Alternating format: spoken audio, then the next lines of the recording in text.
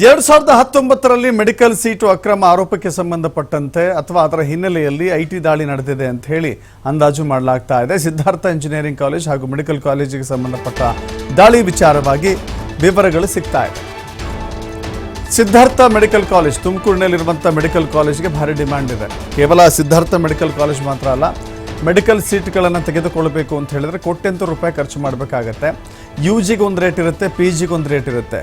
ಅಂದರೆ ಡಿಗ್ರಿಗೆ, ಅಂಡರ್ ಗ್ರಾಜುಯೇಟ್ಗೆ ಒಂದು ರೇಟ್ ಇರುತ್ತೆ, ಪೋಸ್ಟ್ ಗ್ರಾಜುಯೇಷನ್ಗೆ ಮತ್ತೊಂದು ರೇಟ್ ಇರುತ್ತೆ. ಬಹಳ ದೊಡ್ಡ ಮಟ್ಟದಲ್ಲಿ ಸೀಟುಗಳನ್ನು ಸೇಲ್ ಮಾಡಲಾಗುತ್ತೆ. ನಾನು ಹಾಗಂದ ಮಾತ್ರಕ್ಕೆ ಸಿದ್ಧಾರ್ಥ ಮೆಡಿಕಲ್ ಕಾಲೇಜ್ನಲ್ಲಿ ಅತಿ ಹೆಚ್ಚಿನ ದಾಖಲೆಯ ಮೊತ್ತಕ್ಕೆ ಮಾರಿಕೊಂಡಿದ್ದಾರೆ ಅಥವಾ ಆ ವಿಚಾರದಲ್ಲೂ ಅಕ್ರಮ ನಡೆದಿದೆ ಅಂತ ಹೇಳ್ತಾ ಇಲ್ಲ. ಬಟ್ ಆ ರೀತಿ ನಡೆದಿರುವಂಥ ಆರೋಪ, ಆ ಕಾರಣಕ್ಕಾಗಿಯೇ ಇಲ್ಲಿ ದಾಳಿ ನಡೆದಿದೆ ಅಂತ ಹೇಳಿ ಇದೀಗ ಗೊತ್ತಾಗ್ತಾ ಇದೆ. ಕೋಟ್ಯಂತರ ರೂಪಾಯಿ ಅಕ್ರಮ ಸಂಪಾದನೆ ಮಾಡಲಾಗಿದೆ. ಜೊತೆಗೆ ಈ ಅಕ್ರಮ ಸಂಪಾದನೆಯ ಜೊತೆಗೆ ತೆರಿಗೆ ವಂಚನೆ ಮಾಡಿರುವಂಥ ಆರೋಪವೂ ಕೂಡ ಇದೆಯಂತೆ. ಹೀಗಾಗಿ ಅದರ ಮುಂದುವರೆದ ಭಾಗವಾಗಿ ಇವತ್ತು ಇಡಿ ಅಧಿಕಾರಿಗಳು ದಾಳಿ ಮಾಡಿದ್ದಾರೆ.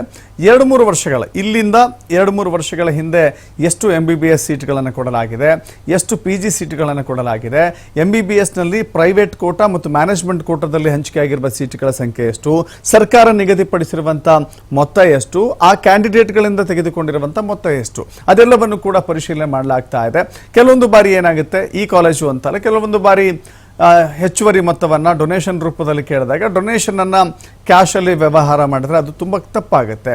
ಹೀಗಾಗಿ ಹೆಚ್ಚುವರಿ ಅಡ್ಮಿಷನ್ ಕೂಡ ಮಾಡಿಕೊಂಡ್ರೂ ಕೂಡ ತಪ್ಪಾಗುತ್ತೆ. ಹೀಗಾಗಿ ಹೆಚ್ಚುವರಿ ಸೀಟ್ಗಳನ್ನು ಕೊಡೋದು, ಯಾಕಂದರೆ ಸರ್ಕಾರ ನಿಗದಿಪಡಿಸಿರುವ ಸಂಖ್ಯೆಯ ಪ್ರಮಾಣದಲ್ಲೇ ಸೀಟ್ಗಳನ್ನು ಕೊಡಬೇಕಾಗತ್ತೆ. ಅದು RGVHS Rajiv Gandhi health university ಅದನ್ನು ಕನ್ಫರ್ಮ್ ಮಾಡಬೇಕಾಗತ್ತೆ, ಆ ಸೀಟನ್ನು ಕನ್ಫರ್ಮ್ ಮಾಡಬೇಕಾಗತ್ತೆ. ಆದರೆ ಇಲ್ಲಿ ಹೆಚ್ಚುವರಿ ಸೀಟ್ಗಳನ್ನು ಅಡ್ಮಿಷನ್ ಮಾಡಿಕೊಂಡ್ರ ಎನ್ನುವ ಅನುಮಾನ ಇದೆಯಂತೆ. ಅದರ ಜೊತೆಗೆ ಹೆಚ್ಚುವರಿ ಹಣವನ್ನು ಡೊನೇಷನ್ ರೂಪದಲ್ಲಿ ಪಡೆದುಕೊಂಡಿದ್ದಾರೆ ಎನ್ನುವ ಆರೋಪಗಳಿದೆ. ಈ ಕಾರಣದಿಂದಾಗಿ ಜಾರಿ ನಿರ್ದೇಶನಾಲಯದ ಅಧಿಕಾರಿಗಳು ಎಲ್ಲ ದಾಖಲೆಗಳನ್ನು ಜಾಲಾಡ್ತಾ ಇದ್ದಾರೆ. 2019ರಲ್ಲಿ ನಡೆದಿದ್ದಂಥ ಸೀಟು ಹಂಚಿಕೆಯ ವಿಚಾರಕ್ಕೆ ಸಂಬಂಧಪಟ್ಟಂಥ ದಾಳಿ ಇದು. ಆ್ಯಕ್ಚುಲಿ ಹಾಗೆ ನೋಡಿದ್ರೆ 2019 ಅಕ್ಟೋಬರ್ 11ರಂದು IT ದಾಳಿ ನಡೆದಿತ್ತು, ಇನ್ಕಮ್ ಟ್ಯಾಕ್ಸ್ ದಾಳಿ ಮಾಡಿತ್ತು. ದಾಳಿ ವೇಳೆ ಪರಮೇಶ್ವರ್ ಮನೆಯಲ್ಲಿ 70 ಲಕ್ಷ ರೂಪಾಯಿ ನಗದು ಸಿಕ್ಕಿತ್ತು. ತದನಂತರ ಪರಮೇಶ್ವರ ಅಣ್ಣನ ಮಗನಿಗೆ ನೋಟಿಸ್ ನೀಡಿ ವಿಚಾರಣೆಯನ್ನು ನಡೆಸಲಾಗಿತ್ತು.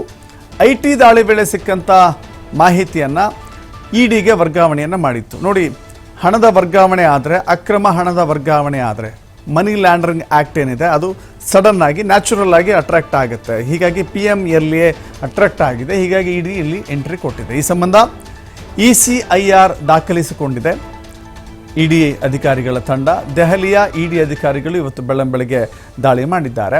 ಇವತ್ತು ಬೆಳಗ್ಗೆ ಸಿದ್ಧಾರ್ಥ ಮೆಡಿಕಲ್ ಕಾಲೇಜ್ ಮತ್ತು ಇಂಜಿನಿಯರಿಂಗ್ ಕಾಲೇಜಿನಲ್ಲಿ ಭೇಟಿ ಕೊಟ್ಟಿದ್ದಾರೆ. ಬೇಗೂರಿನ ಕಾಲೇಜ್ ಮೇಲೆ ಕೂಡ ದಾಳಿ ಮಾಡಿ ಪರಿಶೀಲನೆ ಮಾಡ್ತಾ ಇದ್ದಾರೆ. PMLA ಅಂತ ಹೇಳಿದೆ, prevention of money laundering act ಕಾಯ್ದೆಯಲ್ಲಿ ECIR ಅನ್ನು ದಾಖಲು ಮಾಡಿಕೊಂಡಿದ್ದಾರೆ. ದೆಹಲಿಯಿಂದ ಬಂದಿರುವಂಥ ಅಧಿಕಾರಿಗಳು ಈಗ ಪರಿಶೀಲನೆಯನ್ನು ಮಾಡ್ತಾ ಇದ್ದಾರೆ.